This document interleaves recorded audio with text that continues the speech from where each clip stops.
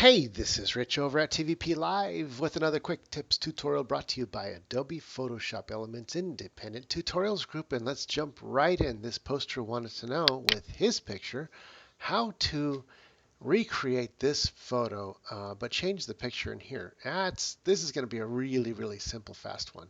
Okay, so we're going to unlock the layer as usual.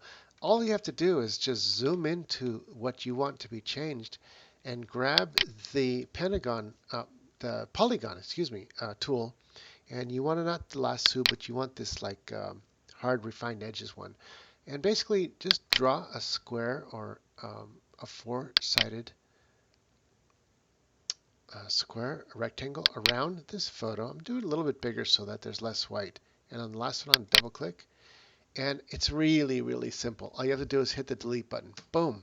And it's done. That's all there is to it. Control D gets rid of your selection. And all you got to do now is let's find a nice photo for this. Ooh, gosh, this one's totally nice. And I think it's a very apropos. So I'm going to click this, grab the photo, drag it up into the other layer, and drag it in. And there you go. Picture's done and ready to go. Whoops, maybe not just quite yet. All right, so we had to resize it a little bit. Let's go bigger like this. And once we got the photo kind of where we want it, it's really simple. All you have to do is take this layer over here and drag it to the back behind, and voila, there we go.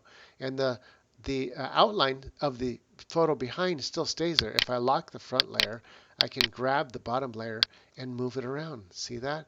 So that bottom layer is going to move, or I can make it a little bit smaller like that to fit right in here exactly where we want it to fit.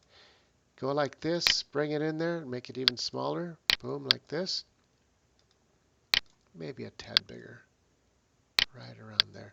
And there, he's picking his nose to Santa. All right? There you go. It's very simple.